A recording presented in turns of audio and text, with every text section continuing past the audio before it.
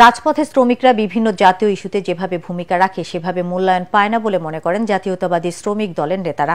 তবে বিএনপির সহযোগী এই সংগঠনের বিভিন্ন স্তরের নেতাদের বিশ্বাস, ভবিষ্যতে তাদের দল শ্রমিকদের অধিকার নিয়ে আরও বেশি কাজ করবে। দলীয় ও জাতীয় রাজনীতিতে শ্রমিক দলের ভূমিকা নিয়ে কথা বলতে গিয়ে এমনটা বলেন তারা। রিপোর্ট করছেন এস.এম. আশরাফ।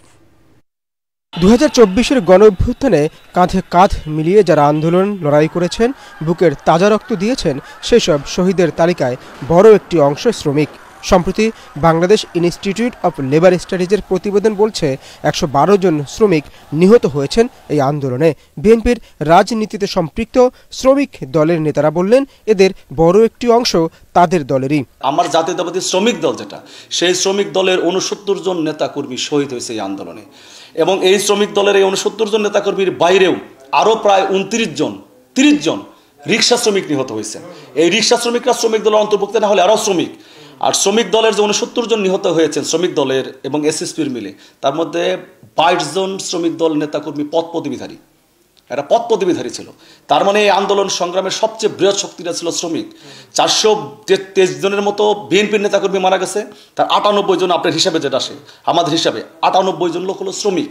শ্রমিকের মধ্যে শ্রমিক দলের 69 জন, আর 69 জনের মধ্যে 22 জন শ্রমিক দলের নেতাকর্মী পদপ্রতিধারী ছিল।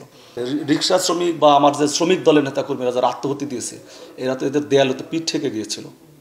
ফ্যাসিস্টকে পতনের জন্য এরা বরাবরই সোচ্চার ছিল। এবং সর্বশেষ 5ই আগস্টের যে আন্দোলনের যে সমাপ্তি যেটা ঘটেছে, সেই আন্দোলনের সমাপ্তির রক্ত দিয়ে কিন্তু সমাপ্তি ঘটেছে শ্রমিক দল। এবং শ্রমিক দলের প্রত্যেকটা নেতাকর্মী এখানে কেউ কোনো পদপদবীর দিকে তাকায় নাই, কোনো লোভ লালসার দিকে তাকায় নাই। তাদের একটাই ধারণা ছিল, ফ্যাসিস্টকে বিদায় করলে তারা ভালো থাকবে। শ্রমিক শ্রেণী এই স্বৈরাচার শেখ হাসিনার পতনের আন্দোলনে যারা শরিক হয়েছিল, যারা হত্যা হয়েছে, নিহত হয়েছে, গুম হয়েছে এবং যারা আহত হয়েছে, হাসপাতালে আছেন, তাদেরকে পুনর্বাসন করা হোক।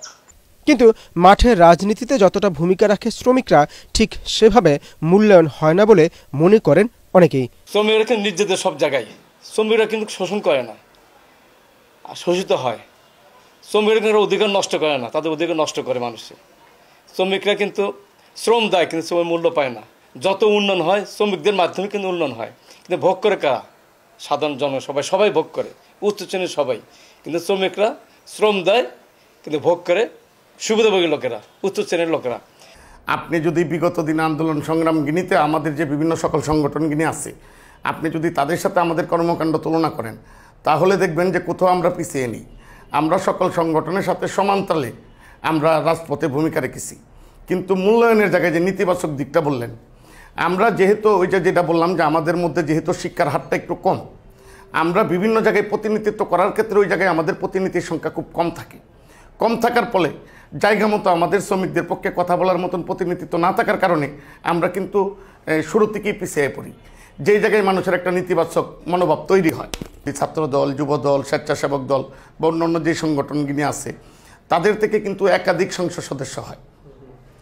তাদের থেকে অনেক মেয়র, চেয়ারম্যান, অনেক ক্ষেত্রে উপজেলা চেয়ারম্যান, বিভিন্ন জায়গায় দলের থেকে মূল্যায়ন করা হয়। তারা প্রতিনিধিত্ব করে, তারা সব জায়গায় কথা বলতে পারে। তাহলে কিন্তু এরকম জনপ্রতিনিধি ধরতে গেলে নাই, এবং সংসদ সদস্য নাই।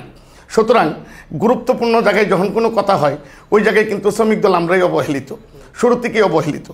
আমি আপনাদের মাধ্যমে আমাদের চেয়ারম্যানের কাছে দাবি জানাতে চাই, অন্তত আমাদের শ্রমিক দল থেকে যেন যারা যোগ্য, যারা অযোগ্য সবাইকে তো সম্ভব না, যোগ্য দেখে যেন সারা বাংলাদেশে অন্তত অন্য দলের সমান না হলেও কিছু সংখ্যক হলেও যেন আমাদের দলের নেতাকর্মীদের মূল্যায়ন করা হয়। তারা বলছেন, বিএনপির ঘোষিত 31 দফায় শ্রমিকদের যে মূল্যায়নের কথা বলা হয়েছে তা যুগোপযোগী এবং সময় উপযোগী। সেই 31 দফার মধ্যে দেখবেন 17 নম্বর দফায় শ্রমিকদের কথা বলা হয়েছে। শ্রমিক এবং মেহনতি মানুষ তারা যাতে দুবেলা দুমুঠো ভাত খেতে পারে, তাদের ন্যায্য মজুরি যাতে পেতে পারে, তাদের জীবনমান যাতে উন্নত হয়, তাদের ছেলে মেয়েদের লেখাপড়া যাতে নিশ্চিত করা যায়, এই কথা কিন্তু উনি 31 দফার মধ্যে বলেছেন, কিন্তু 17 নম্বর দফাতে। এবং আরেকটা কথা দেখবেন, শ্রমিকদের রেশনিং কার্ড, এটা ওনার কনসেপ্ট, উনি বলেছেন। আমরা যারা দাবি করছি ওটা বলছেন। আমরা শ্রমিক দল 2023 সালের 30 সেপ্টেম্বর বাংলাদেশের ইতিহাসে দ্বিতীয়বারের মতো আমরা শ্রমিক কনভেনশন করেছি। বাংলাদেশের সকল রাজনৈতিক নেতৃবৃন্দ যারা শ্রমিককে ধারণ করে, লালন করে, তারাও কিন্তু সেই কনভেনশনে অংশগ্রহণ করে আমাদের সাথে একাত্মতা করেছে। এবং আমরা ওই কনভেনশনেও কিন্তু ঘোষণা করেছি যে মেহনতি শ্রমিক যারা আছে, বিভিন্ন প্রতিষ্ঠানে কাজ করে, তাদের রেশনিংয়ের ব্যবস্থা, তাদের সন্তানদের লেখাপড়ার জন্য শিক্ষা ভাতা, বৃদ্ধিকরণ, চিকিৎসার জন্য তাদের চিকিৎসা কার্ড পায় রাষ্ট্রীয়ভাবে যাতে ব্যবস্থা করা যায়, সেটা কিন্তু আমরা দাবি করেছি। তবে এ সময় তারা দলীয় শৃঙ্খলা পরিপন্থী কর্মকাণ্ডে সম্পৃক্ত কর্মীদের হুঁশিয়ার করে বলেন, অপরাধ করলে শাস্তি পেতেই হবে। আমাদের ভারপ্রাপ্ত চেয়ারম্যান 5 তারিখের পর যে নির্দেশ দিয়েছে যে আমরা জনগণের পক্ষে থাকব, সম্পূর্ণ চাঁদাবাজ মুক্ত একটি সমাজ গঠন করব এবং বিগত 16 বছর বাংলাদেশের মানুষ যেই নিষ্পেষিত নিপীড়িত হয়েছে একটি রাজনৈতিক দলের দ্বারা, আমরা সেই ধারাটাকে ব্যতিক্রম উদাহরণ সৃষ্টি করতে চাই। জাতীয়তাবাদী দল মানুষের পাশে দাঁড়াবে, মানুষের পাশে থাকবে, সাধারণ মানুষ শান্তিপূর্ণভাবে ব্যবসা করবে। শ্রমিক দল, আমি আপনাদের মাধ্যমে সারা বাংলাদেশে শ্রমিক দলের সকল নেতৃবৃন্দদের প্রতি আহ্বান জানাতে চাই, আমাদের যে চেয়ারম্যান যে দিক নির্দেশনা দিয়েছেন, আমাদের চেয়ারম্যানের সেই নির্দেশনা বাস্তবায়ন করার জন্যই আমরা জাতীয়তাবাদী শ্রমিক দলের সর্বস্তরের নেতৃবৃন্দ আমরা কাজ করে যাচ্ছি। হয়তো আমাদের কিছু কিছু জায়গায় ভুল ত্রুটি হতে পারে, কোনো পর্যায়ের নেতৃবৃন্দ যদি কোনো ধরনের চাঁদাবাজি বা দখলবাজি বা কোনো ধরনের অসামাজিক কার্যকলাপ, সংগঠন বিরোধী কোনো কার্যকলাপ, সংগঠনের নেতিবাচক প্রভাব পড়বে এরকম কোনো কর্মকাণ্ডের সাথে যদি কোনো নেতৃবৃন্দ জড়িত থাকে, আমরা সুনির্দিষ্ট প্রমাণ পাওয়ার সাথে সাথে তাদের বিরুদ্ধে শাস্তিমূলক ব্যবস্থা নিব, সাংগঠনিক ব্যবস্থা নিব। সবারই আশা 2025 সালে দেশ ও জাতি গঠনে সংগঠনের হয়ে আরও বলিষ্ঠ ভূমিকা রাখার।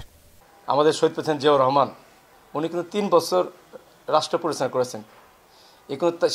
তিনি এত জনপ্রিয় ছিলেন, তার বিরুদ্ধে কিন্তু কোনো দুর্নীতির কোনো ত্রুটি মতো কেউ ধরতে পারে নাই, এত সৎ ছিলেন তিনি। তারই সন্তানই তো তারেক রহমান।